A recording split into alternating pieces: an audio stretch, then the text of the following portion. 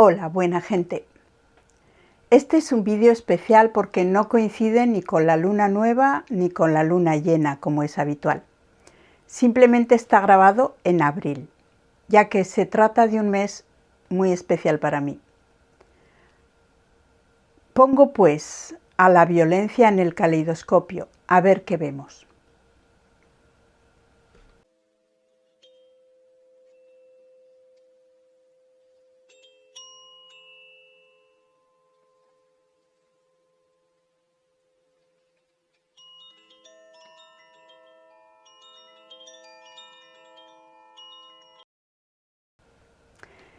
Empezaré por esta experiencia personal y luego pasaré a hacer una reflexión general.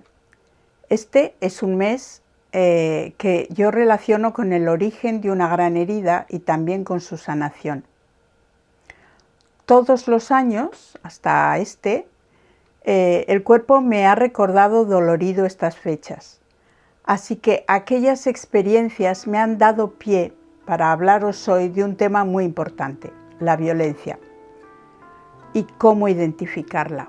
Porque hay actos que identificamos como violentos de una forma muy sencilla, simplemente porque son brutales, ruidosos, sangrientos, porque dejan señales visibles, cicatrices y marcas que podemos ver, incluso porque matan. Y otros, más solapados, los sufrimos, pero nos cuesta identificarlos como tales. Sin embargo, diariamente somos víctimas y hacedores de este tipo de acciones. Si aprendemos a distinguirlas entre nuestros actos, es muy posible que al fin tengamos una oportunidad para dejar la violencia a un lado.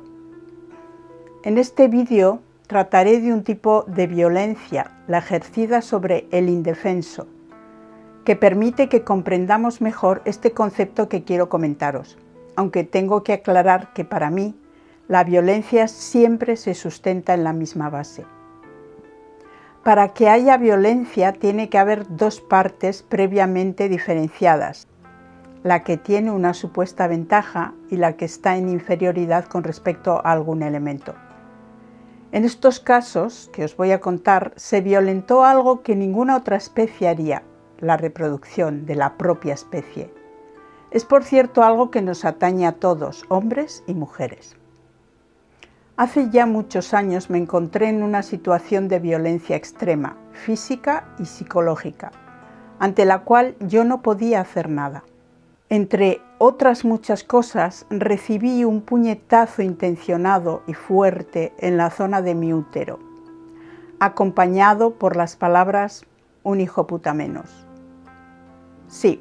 Yo llevaba un vestido flojo que podía empujar a pensar que cabía la posibilidad de un incipiente embarazo.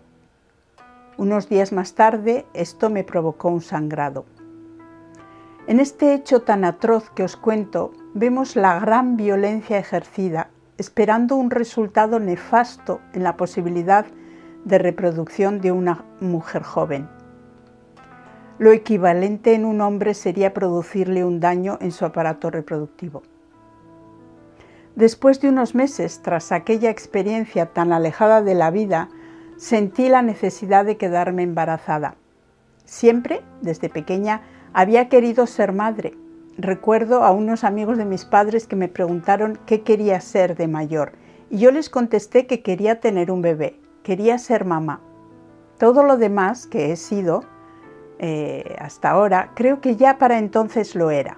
Mi personalidad, mi creatividad, ya estaban allí entonces, y por eso manifesté algo que tendría que ser en el futuro, cuando fuera mayor. Y las complicaciones se presentaron. A los 7 meses y medio de embarazo, al volver de una revisión, rompí aguas. Esa noche ingresé en el hospital. Yo tenía 22 años. No perdí todo el líquido amniótico y quedé en reposo a la espera de que el parto comenzara. Esa espera duró 2 días, en los que entraba en la habitación distinto personal, que me miraban desde la puerta y decían entre sí, hay que provocar el parto, y la siguiente vez decían, hay que retener. Vino una enfermera para darme una medicación. Yo le pregunté qué era. Quería comentárselo a mi médico personal para ver qué me aconsejaba. y no hubo manera. Solo me decían una tras otra que era bueno y que el doctor lo había prescrito. Me negué a ponerme nada sin más información y antes de dármela prefirieron echarme del hospital. Un familiar les comentó entonces que vendría con un notario y un periodista y así pude permanecer internada. Supe después que la medicación era para madurar los pulmones del bebé, pero el parto era inminente y nos pareció mejor no tomar nada y evitar así los posibles efectos secundarios. Y así fue. El parto comenzó y en quirófano los médicos estuvieron hablando de un choque que habían tenido con el coche y cuánto les costaría el arreglo y cosas así, ante mi mirada, no sé, aturdida. De vez en cuando me miraban entre las piernas y comentaban entre ellos que no estaba dilatando, pero que como no quería que me dieran nada, dejé de escucharlos y me concentré. Visualicé que dilataba y así fue. Nació una pequeñita hermosa que respiró inmediatamente y que dirigió su mirada a mí. Después de 7 años quise tener otra criatura. Intenté estar lo más tranquila posible, pero estuvimos preparando una muestra importante y trabajé mucho. Pero me sentía muy bien. Fuimos a una consulta privada cuando estaba de 5 meses y allí vimos que era una niña, que estaba perfectamente. Escuchamos su corazón, vimos cómo se movía, estábamos muy emocionados y al final el médico vio que en el guante había un poco de flujo rosadito. Así que me metió un aparato que abría por completo mi vagina para ver mejor. Salí de allí con contracciones regulares. Fuimos directamente al hospital, a urgencias. En la sala había más personas esperando, pero el hecho de que yo estuviera de parto, quizás perdiendo un feto de 5 meses, no hizo que me atendieran inmediatamente. Y después de un buen rato, cuando mi familia levantó la voz, al fin me atendieron. Entré sola. No dejaron que nadie me acompañara. Me llevaron a una habitación fría. Allí decidieron que me pondrían un goteo para acelerar el parto. Yo sentía las patadas de mi niña y su movimiento dentro mío. El dolor era inmenso, indescriptible. No tenía nada que ver con el dolor de un parto natural, se multiplicaba por 10. Después de un rato infinito entró un grupo, encabezado por el que sería el doctor, y 4 o 5 personas que supongo estarían de prácticas. Sin que ninguno de ellos y ellas se dirigieran a mi persona de ninguna manera, el médico metió su mano dentro de mí y sacó a la pequeñita. Mi alma estaba partida en 2 y mi cuerpo dividido de cadera para arriba y cadera para abajo, cubierta con una tela, en la postura más indefensa que una mujer puede experimentar, echada con las piernas completamente abiertas. Debajo de mí una vacinilla metálica en la que depositó a mi bebé mientras moría. Antes de irse, hizo sobre su cuerpecito la señal de la cruz, sin mirarme, sin preguntarme. Allí me quedé sola, rota, invisible. No me moví. Estaba rodeada de un mundo cruel junto a mi criatura a la que no podía ver, y no me incorporé para mirarla ni para tocarla o abrazarla, como quizá debía haber hecho. Pero sabía que, sin ningún apoyo, podría llegar a morirme de dolor si la veía, que me dejaría una huella imposible de superar. En el indefinible tiempo que estuvimos allí, nadie vino a darme una mano, a acompañarme un momento. En un cuarto que estaba al lado, con la puerta abierta, 2 enfermeras charlaban. Una le dijo a la otra: «¿Y con esto qué se hace?». Yo levanté la voz para decir que yo me haría cargo y me contestaron sin salir, sin que nos viéramos ni las caras, que no, que había un protocolo establecido. Sí, tenían que hacerle la autopsia. Después recibí un informe completo del buen estado de salud de la pequeña. Ella ya tenía nombre, se llamaba Gracie. Y sí, su existencia está aquí conmigo como una más de mis hijos. Yo creo que a aquella niña le falló el mundo entero, incluida yo, pero también pienso que compartimos unos meses preciosos y mucho amor. Las cosas fueron así y yo tiendo a pensar que todo es perfecto como es, pero también creo que es importante relatar estas vivencias para que nos demos cuenta de cómo la violencia está tan extendida entre nosotros que ni nos damos cuenta.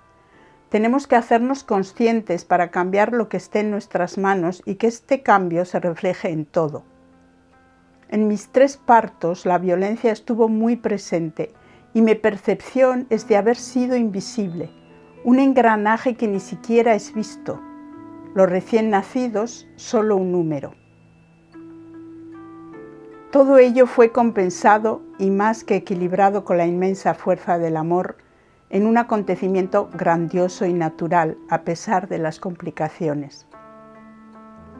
Si los profesionales se embrutecen con la rutina de su trabajo, debería de haber en los centros de salud unas personas especialmente dedicadas a acompañar a los que se ven obligados a pasar por un proceso difícil.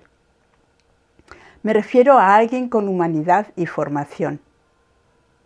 ¿Quién más indefenso que alguien que está disminuido físicamente, que ha perdido su independencia física o mental? En el caso de las mujeres, en proceso de parto, no solo se sienten en un momento en el que no pueden defenderse, sino que están pendientes de un ser que está dentro de su cuerpo y por el que deben velar. Por eso creo que es un buen ejemplo para reflexionar sobre qué es la violencia y cómo identificarla.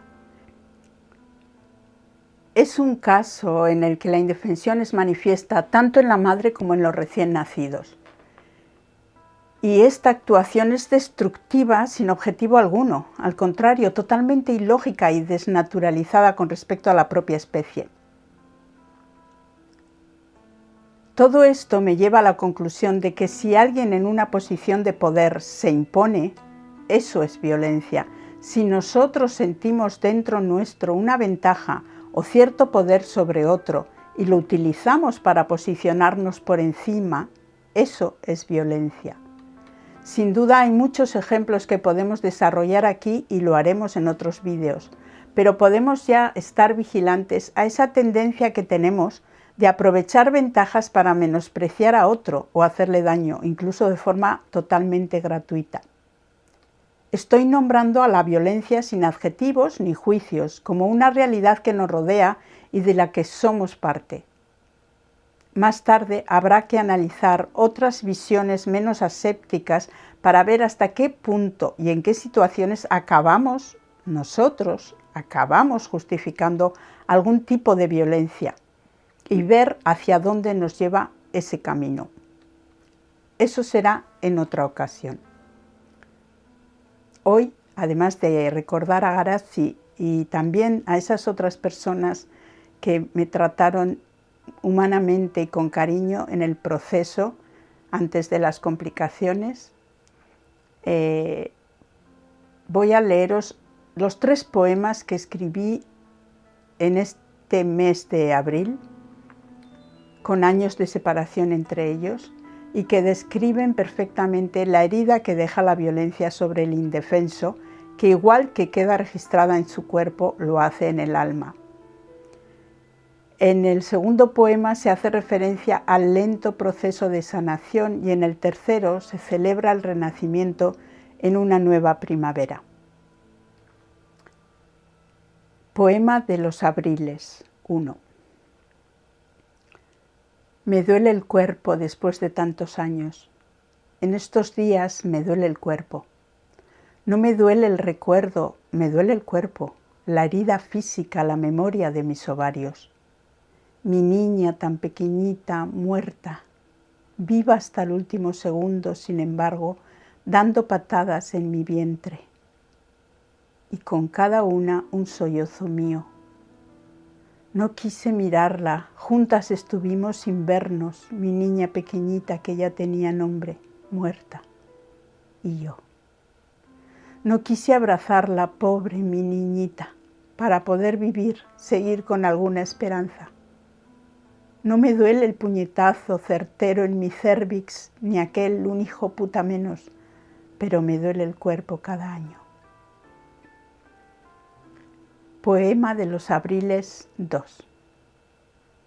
Pero el mes me reclama desde el estallido blanco de sus flores de acacia, porque no es menos cierto que en abril fui madre por vez primera.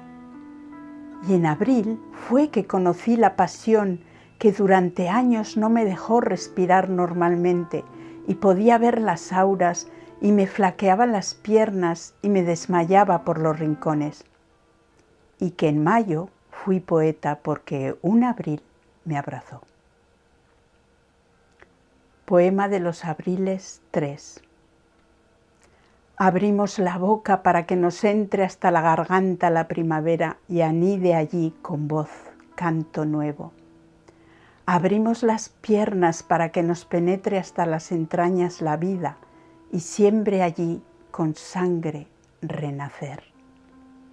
Abrimos la mente para que indefectiblemente, inexcusablemente, inexorablemente, florezcamos todos también en este abril sobre la tierra o bajo ella.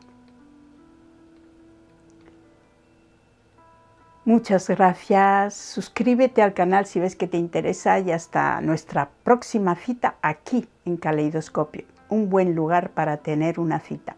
Agur.